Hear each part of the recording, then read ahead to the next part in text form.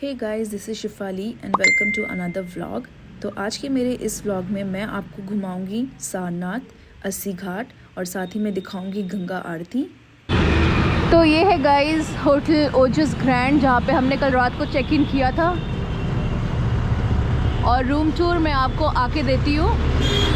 अभी हम लोग जा रहे हैं ब्रेकफास्ट करने के लिए, क्योंकि हमारे होटल में हमने इस बार बुक नहीं करा है। बनारस फेमस है अपने स्ट्रीट फूड के लिए, और होटल में भी था बुफे, लेकिन शर्ली की वजह से हमें लेट हो जाता है, हमने इस बार लिया नहीं था। तो अब हम लोग जा रहे हैं मम्मी पापा के साथ ब्रेकफास्ट करने के लिए। तो गाइस, हमारे होटल से निकलते ही हमें दिख गया है आस्था भोजनालय, और यहाँ पे लिट्टी चोखा है। तो हमारा मन कर रहा है हम यही खाएं। और इस तरीके से छोटे छोटे स्टॉल्स आपको जगह जगह मिल जाएंगे यहाँ पे।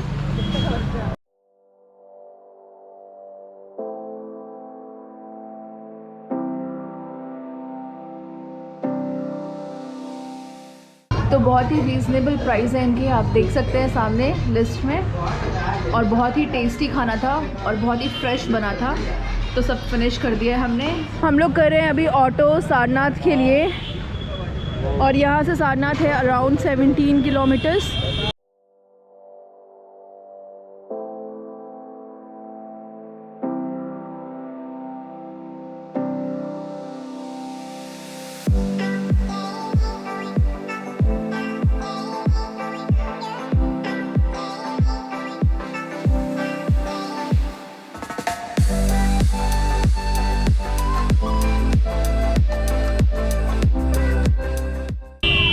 तो हम लोग पहुंच गए सारनाथ।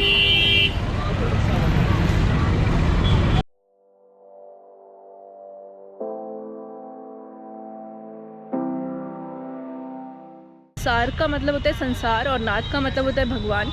और ये जो प्लेस देख रहे हैं गाइस, ये जो पार्क है, ये थाई टेम्पल है एक तरीके से, जिसको थाई गवर्नमेंट ही मेंटेन करती है। ये आपका बुलिट्री की थर्ड ब्रांच है, और यहाँ पर ये 3 मुद्राएं बैठाई गई है। फर्स्ट मुद्रा जो है वो मेडिटेशन मुद्रा है, तपस्या मुद्रा। उसी मुद्रा में गौतम बुद्ध को ज्ञान की प्राप्ति हुई थी बोध गया में, बुलिट्री के नीचे। और ये जो बीच वाली मुद्रा है, ये अभय मुद्रा है। अभय का मतलब होता है जो निर्भय हो, जिसको भय से डर ना हो। इसको आशीर्वाद मुद्रा भी बोला जाता है। इसी मुद्रा में गौतम बुद्ध उंगली मार डाकू को आशीर्वाद दिए थे। उंगली मार डाकू कौन था? वो भी एक आम इंसान था, लेकिन एक ब्राह्मण की श्राप की वजह से सबको मार काट के उंगलियों का माला पहन लेता था, इसलिए वो उंगली मार डाकू। लेकिन फिर इनसे जब उनका सामना होता है तो ये उनको आशीर्वाद देते हैं, और वो अपने रूप धारण में आ जाते हैं और इनके शिष्य बन जाते हैं। साइड वाला दोनों सेम मुद्रा है। ये धर्मचक्र परिवर्तन मुद्रा है। इसी मुद्रा में गौतम बुद्ध सारनाथ में अपने 5 शिष्यों को अपना पहला उपदेश दिया। 5 शिष्य को। और वैसे यहाँ पर आप लोग फोटो ले लीजिए। गौतम बुद्ध अपने 5 शिष्यों से बोले थे, यहाँ पर ये लिखा हुआ है, बुद्धं शरणं गच्छामि, धम्मं शरणं गच्छामि, संघं शरणं गच्छामि। इसका अर्थ है बुद्ध की शरण में जाना, धर्म की शरण में जाना, संगति की शरण में जाना। ऐसे इनके 5 शिष्य लोग मेडिटेशन करते थे। मेडिटेशन कर दूर देशों विदेशों में इनके धर्म का प्रचार प्रसार किए। ये जो पूरा पार्क एरिया है, ये थाईलैंड गवर्नमेंट मेंटेन करती है। तो यहाँ पे फ्लैग भी लगे हुए हैं थाईलैंड के।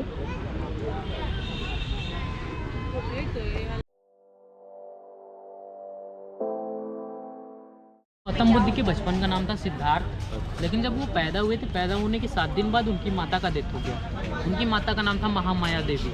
इनकी मौसी ही इनका पालन पोषण की प्रजापति गौतमी थी। वैसे तो इनके पिता का नाम था महाराजा सुद्धोधन। वो कपिलवस्तु के राजा थे, लुम्बिनी, नेपाल।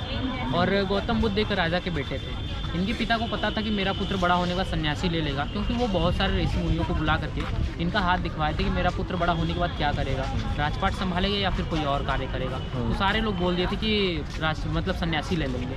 तो इसीलिए इनको पूरी व्यवस्था घर में दिए हुए थे, घर से बाहर नहीं जाने देते थे। तो जो है कि एक समय ऐसा आता है कि इनको घर से बाहर जाना पड़ता है। जब ये घर से बाहर जाते हैं तो देखते हैं एक बूढ़े व्यक्ति को, एक मरे हुए व्यक्ति को और एक बीमार व्यक्ति को। ये सब देखते हैं, तो देखने के बाद सोचते हैं ये लोग ऐसे क्यों हैं, क्योंकि उनको इन सब चीज़ों से दूर रखा गया था। उनको नहीं पता था कि मृत्यु भी होता है, लोग बूढ़े भी होते हैं, लोग बीमार भी होते हैं, ये सब कुछ नहीं पता था। लेकिन फिर उसके बाद जब जाते हैं, ये सब देखते हैं, तो एकदम आश्चर्य हो जाते हैं और कहते हैं कि अपने रथ वाले से पूछते हैं ये लोग ऐसे क्यों हैं। तो इनका रथ वाला बताता है एक दिन आप भी ऐसा ही हो जाएंगे। तब उसी टाइम जब ये वापस घर आए, घर आने के बाद 29 वर्ष की आयु में इन्होंने अपना गृह त्याग दिया, और 35 वर्ष की आयु में इनको ज्ञान की प्राप्ति हुई बौद्ध ज्ञान में। 16 वर्ष की आयु में ही इनके पिता इनकी विवाह करा दिए थे। इनकी एक पत्नी भी थी जिनका नाम था यशोधरा, और इनके पुत्र का नाम था राहुल। ये पूरी प्रतिमा 80 फीट 9 इंच की है। 80 फीट इसलिए क्योंकि 80 वर्ष की आयु में इनका डेथ हो गया था। 9 महीने इनकी माँ ने अपने कोख में रखा था। जन्म से लेकर के मृत्यु तक का ये पूरी प्रतिमा बनवाई गई है। आपने सुना ही होगा बामियान बुद्धा, जो अफगानिस्तान में बहुत बड़ी पहाड़ को काट करके बनाई गई। अब तो बंद कर तोड़वा दिया गया है, बंद करवा दिया गया है, ध्वस्त कर दिया, हाँ, हाँ। उसी की याद में थाई गवर्नमेंट ने ये प्रतिमा यहाँ पर बनवाई है। 1997 में ये बनना स्टार्ट हुआ था। 16 मार्च 2011 में ये कंप्लीट हुआ। इसमें कई सौ स्टोन पीस करके ज्वाइन करके लगाया गया है। पैसा खर्च हुआ है। थाईलैंड का बनाने का कारोबार यहीं के लोग किए है। तो यहाँ पे बन रही है बनारसी साड़ी और ये हम हैंडलूम देखने के लिए आए हैं। तो पैर से चला रहे हैं और हाथ से बना रहे हैं। साड़ी को हाथ से बना रहे हैं। तो पहले इसका डिजाइन का ग्राफ पेपर बनता, उसके बाद पंच कार्ड को बनाया जाता। अच्छा। कार्ड में जो होल है ये डिजाइन का है। जब कार्ड मशीन पर जाता, पैर से बम्बू को चलाते हैं तो ताला में डिजाइन उठाता और बाना से बुनाई करते। और इसको ताना कहा जाता है, जो बनाते हैं बाना। और जरी को बॉर्डर भर लगा रहे हैं। इस तरफ उल्टा होता है, सीधा वाला देखिए इसका। अच्छा, ये उल्टा है। आप इसको टच कर सकते हैं। ये वाला अरे बाप रे, सिल्क रेशम। और इसमें देखिए, इसमें 108 धागे रहते हैं। 108 होते हैं थ्रेड इसके अंदर। तो सिल्क हम लोग को आता है बेंगलोर से। अच्छा। और यहाँ से बनाने की कारीगरी फेमस। अच्छा। तो ऐसे गांव में कच्चे कच्चे मकानों में बनाया जाता है। ये लगा है कि आप लोग आए, देखिए सोसाइटी कोऑपरेटिव की तरह से। बहुत सुंदर है। ठीक। तो शर्ली भी देख रही है कि बनारसी साड़ी कैसे बनती है और बहुत इंटरेस्ट आ रहा है इसको। सबको हटा दिया इसने अपने आगे से, है ना शर्ली? और बहुत सुंदर साड़ी बन रही है ये साड़ी नहीं, ये चूड़ीदार है। अच्छा, ये चूड़ीदार है। सीधा नीचे उल्टा। अच्छा। हाँ, तब बिना पैर नहीं। तो अगर यहाँ पे कुछ पसंद आए तो आप खरीद भी सकते हैं इन्हीं से ही। हम लोग आए थे अभी होटल थोड़ा चेंज करने के लिए और शर्ली को खाना खिलाने के लिए। और अब हम लोग निकल रहे हैं 80 घाट की तरफ। शर्ली,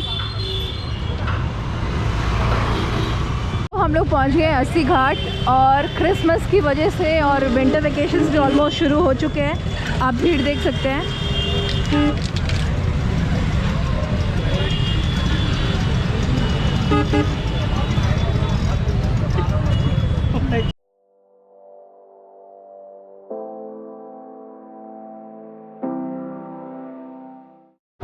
तो गाइज़, अगर आप लोग को यहाँ पे बोट राइड करनी है तो अलग अलग चार्जेस हैं उसके। अगर आप स्मॉल बोट करोगे शेयरिंग वाली तो उसके 100 रुपीज़ पर पर्सन।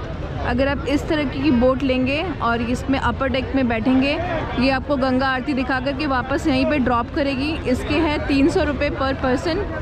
एक और बोट है जो हमने करी है अभी, वो भी हमें गंगा आरती दिखा करके घुमा करके वापस यहीं पे ड्रॉप कर देंगी, उसके हैं 200 चार्जेस। इसके ऑलरेडी ऊपर की सीटिंग्स पूरी फुल हो चुकी है तो इसलिए हम ये वाला नहीं ले रहे हैं। और ये रिवर पूरी बोट से भरी हुई है इस टाइम।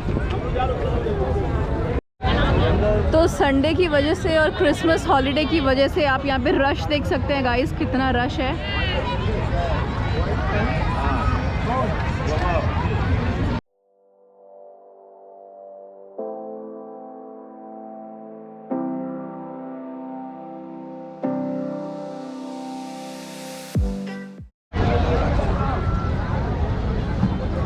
कुछ है ही नहीं उसके अंदर। शर्ली, तुम क्या पी रही हो? पापा तुम्हें बुद्धू बना रहे हैं शर्ली।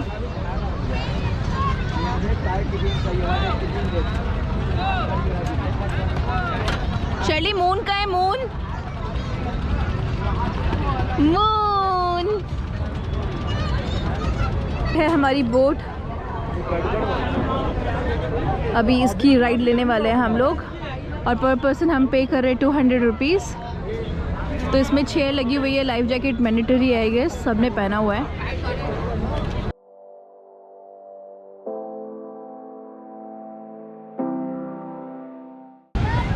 तो बैठ गए हम सब लोग और मेरे को इन्होंने अलाउ कर दिए, मैं अकेले बैठी हुई हूँ अभी पीछे।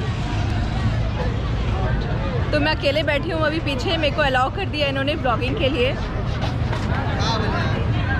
और मम्मी पापा, शर्ली, शिखर, ये सब लोग बैठे हैं यहाँ पे।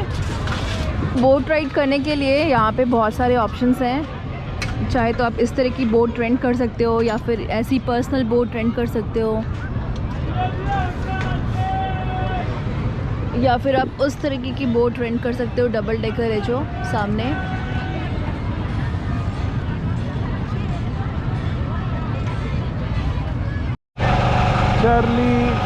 शर्ली की बोट जा रही है। शर्ली आज गंगा आरती दर्शन करेगी और खाते भी जा रही है, पीते भी जा रही है। जय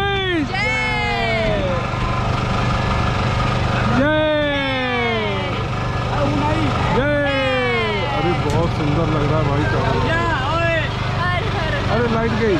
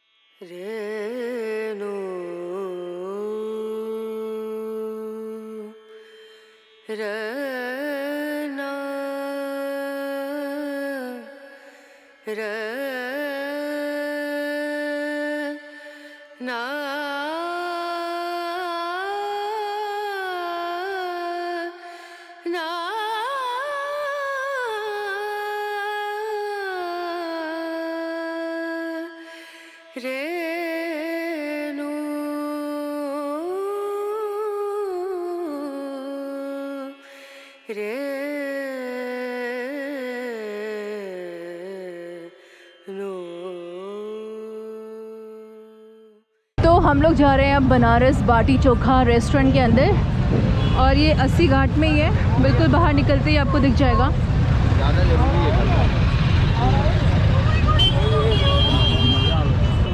और इस तरीके से यहाँ पे बन रही है बाटी। पनीर बाटी या सत्तू बाटी? अच्छा, तो यहाँ पे पनीर बाटी का भी ऑप्शन है। ऊपर फट रहा है, ढंग से तो रोने लगोगे। चलो चलो चलो, काफ़ी अच्छा एम्बियंस लग रहा है यहाँ पे।